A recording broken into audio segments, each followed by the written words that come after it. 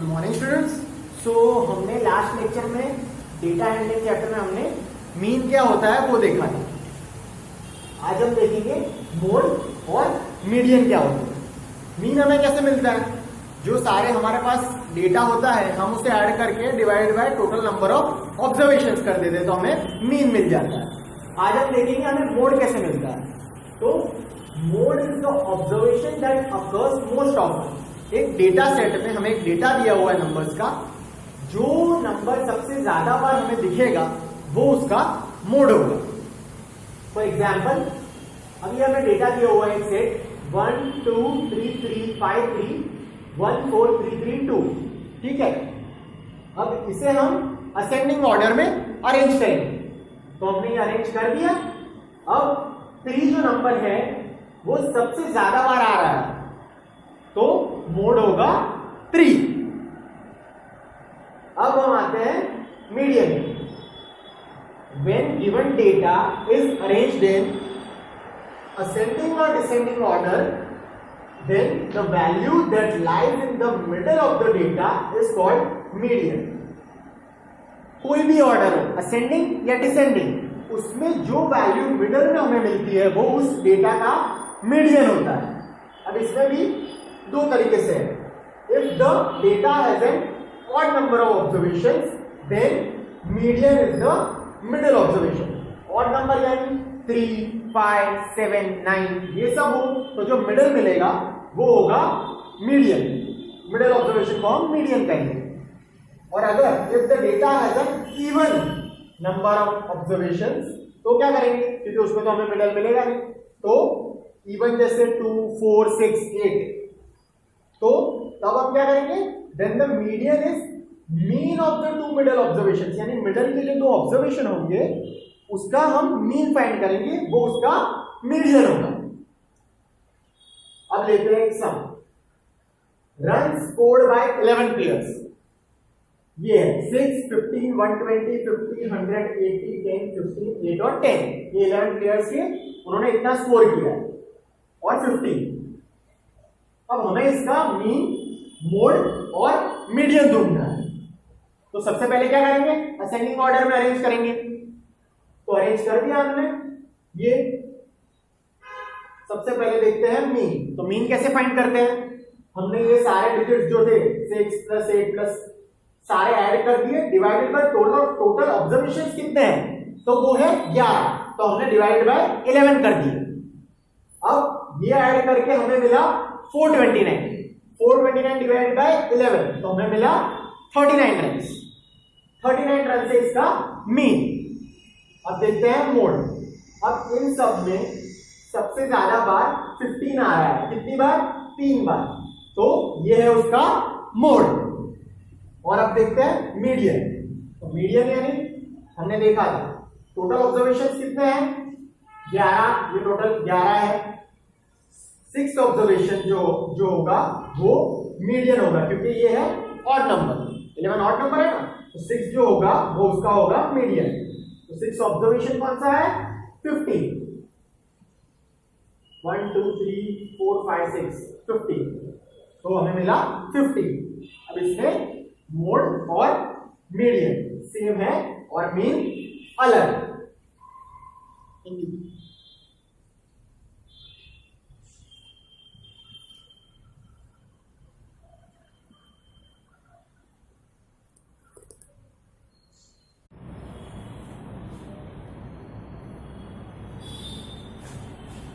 अब हम देखते हैं इसका नेक्स्ट न्यूमेरिकल। यहाँ पे 150 स्टूडेंट्स दिया हुआ है, 38 42 35, ये 15 स्टूडेंट्स हैं। हमें इसका मोड पूछा है, मीडियन पूछा है, और ये भी पूछा है कि is there more than one mode. तो हम पहले क्या करेंगे, असेंडिंग ऑर्डर में अरेंज कर देंगे। हमने कर दिए वेट्स। तो 38 और 43 जो है अपीयर्स मैक्सिमम टाइम्स 3 टाइम्स। तो इसमें दो मोड है, 38 kg और एक 43 kg। फिर 15 ऑब्जर्वेशन है, तो मिडिल ऑब्जर्वेशन कौन सा होगा? 8। तो 8 में तो मीडियन क्या हुआ इसका? 40 kg। अब हम ग्राफ देखेंगे, यूज ऑफ बार ग्राफ्स। तो कैसे, तो how from bar graphs we can make deductions of data. हम डेटा को कैसे डिड्यूस कर सकते हैं ग्राफ बना के। तो इसके लिए सबसे पहले हमें स्केल चूज करना पड़ता है। तो suppose we have to represent 600 marks on bar graph. हमें बार ग्राफ पे 600 मार्क्स को दिखाना है। तो हम एक यूनिट को 10 मार्क नहीं रखेंगे, क्योंकि अगर वैसा रखेंगे तो 60 का 600 हो जाएगा। हम वैसा नहीं करेंगे, 60 का 600 हो जाएगा, वो टायर सम हो जाएगा। हम क्या करेंगे, suitable scale is 1 unit is equal to 100 marks. हमने एक यूनिट को 100 मार्क्स रखा, तो क्या होगा, so that for representing 600 marks हमें सिर्फ 6 ही यूनिट यूज करने पड़ेंगे। Drawing double bar graph. अब ये डबल बार ग्राफ ड्रॉ करने का फायदा क्या है, तो we can compare quantities of the same type from 2 data sets. हमें 2 डेटा सेट से क्वांटिटी कंपेयर करने में आसानी होगी। अब इससे हम एक क्वेश्चन सॉल्व करते हैं। तो companies claim their watches are water resistant. Company ने क्लेम किया कि उनकी वॉचेस वाटर रेजिस्टेंट है। तो हमें फाइंड करना है fraction that lead to the tested. जो लीड है उसका टेस्टेड से हमें कैलकुलेट करना है। Which company has better watches. कौन सी कंपनी के पास बेटर वॉचेस है।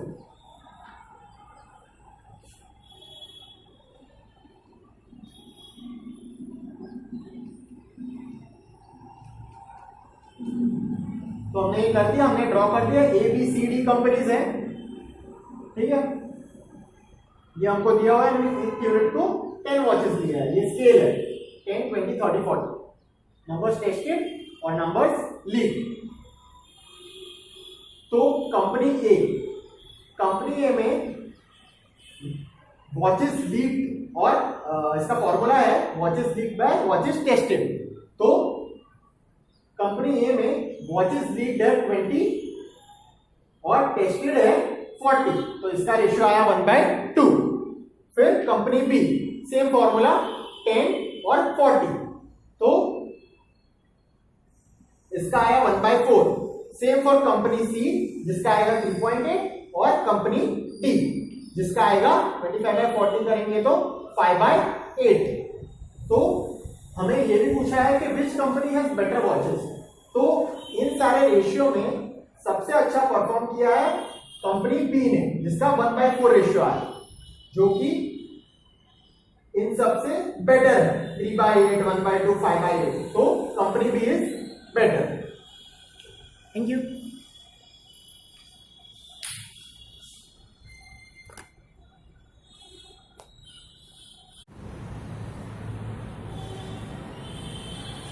Good morning, students. So in the earlier lecture we studied about how the graph works, how can we deduce the data, how can we plot points. Okay, so now we will see one more numerical.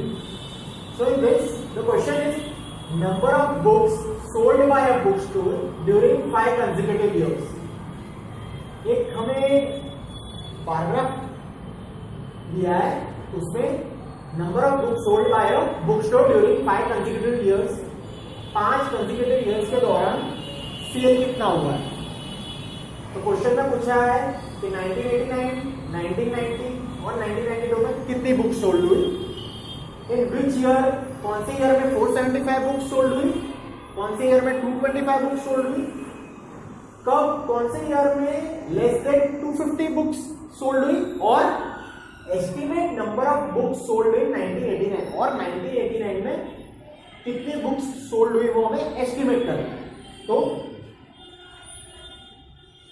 हमें इससे दिख रहा है कि 180 books sold हुई 1989 में,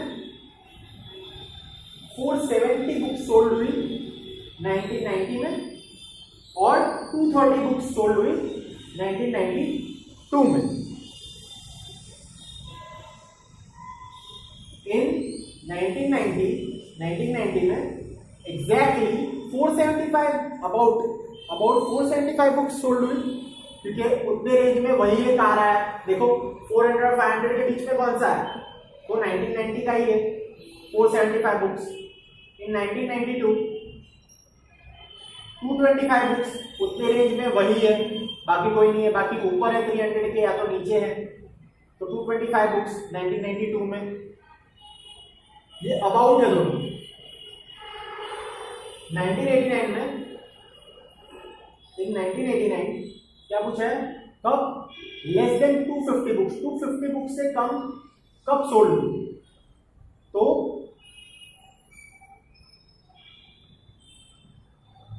1989 में और 1992 में लेस देन 250 बुक्स सोल्ड हुई। 1989 में 180 और 1992 में 225। अब estimate the number of books sold in 1989। तो books in year 1989 is indicated. भैया ये हम कैलकुलेट कैसे करेंगे, ये तो बोर्ड है पर आपको तो ग्राफ पेपर पे करना है, तो कैसे कैलकुलेट करेंगे। Books in year 1989 is indicated by a bar of 5।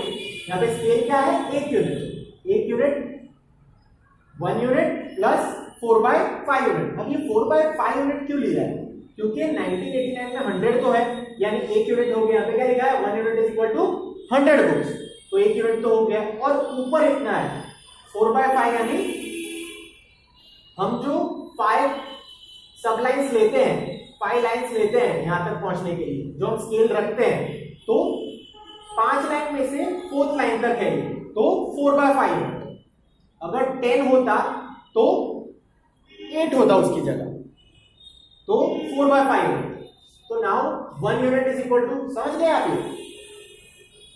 ये ग्राफ पेपर पे इजीली प्लॉट हो जाएगा। Now 1 unit is equal to 100 books,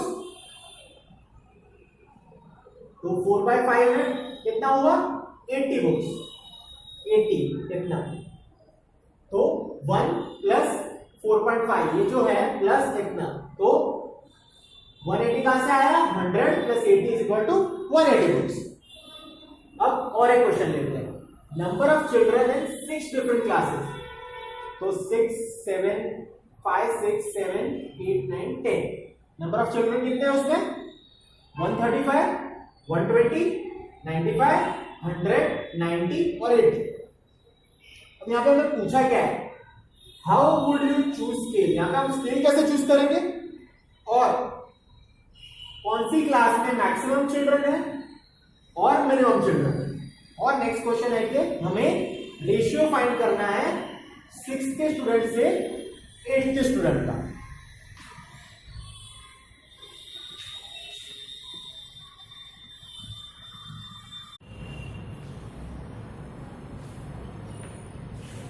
हमने अब क्वेश्चन देख लिया, अब ये है उसका ग्राफ। हमने y एक्सिस पे नंबर ऑफ स्टूडेंट्स लिख दिए हैं और x एक्सिस पे हमने स्टैंडर्ड लिख दिए हैं 6 से लेके 10 तक। अब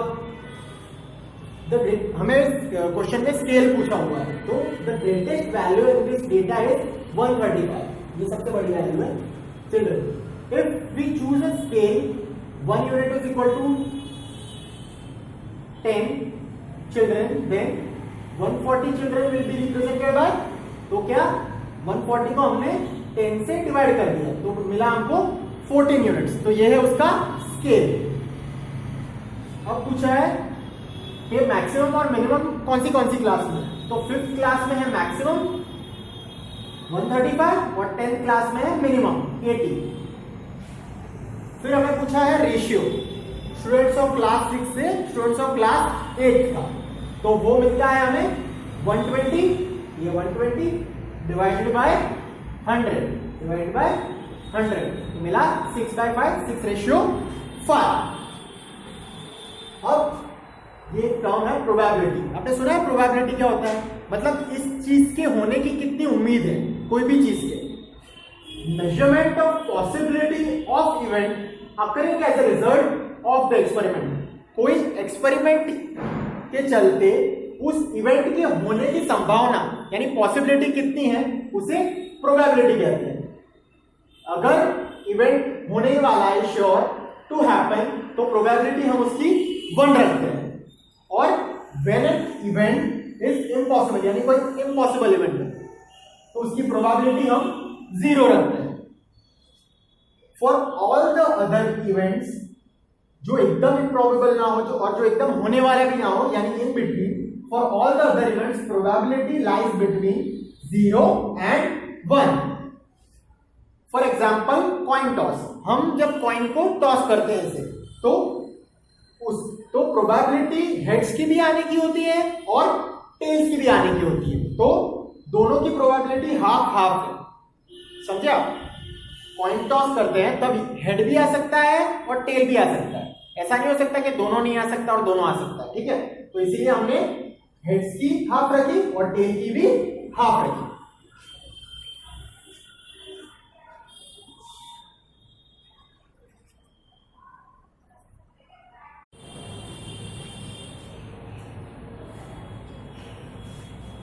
Good morning students. So today we will continue with chapter 3, data handling. So in earlier lecture we studied about probability. Probability क्या होती है? कोई चीज को होने की संभावना, the occurrence of an event.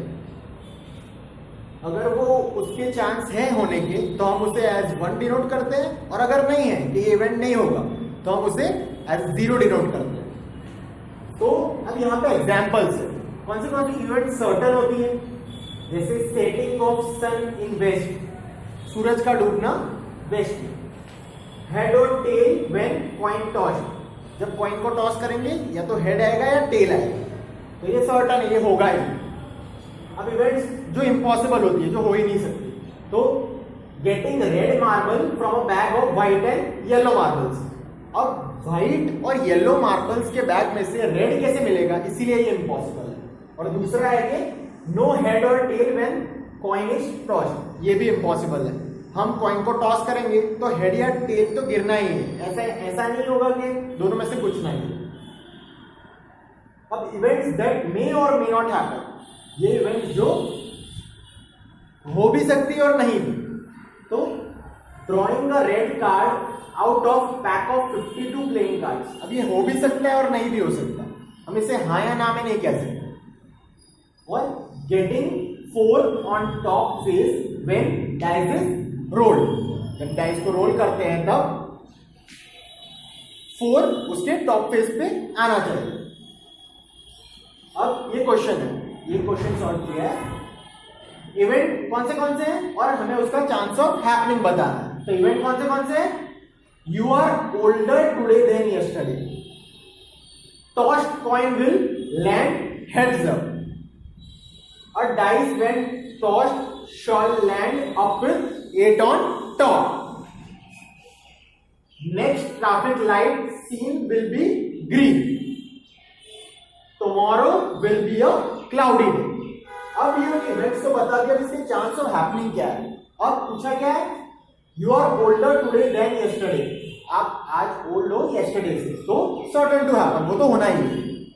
फिर tossed coin will land heads up, तो it can happen but not certain, मतलब हेड्स ही आएगा, हो तो सकता है पर जरूरी नहीं है कि हेड्स ही आए. A dice when tossed shall land up with 8 on top, यानी 8 उसके टॉप पे आए, वो तो इम्पॉसिबल है क्योंकि डाइस उसके सारे साइड में टोटली 6 होते हैं, तो 8 कहां से आएगा, तो ये इम्पॉसिबल होगा. फिर next traffic light seen will be green, अगली ट्रैफिक लाइट जो भी होगी वो ग्रीन होगी. अब ये हो भी सकता है और नहीं भी.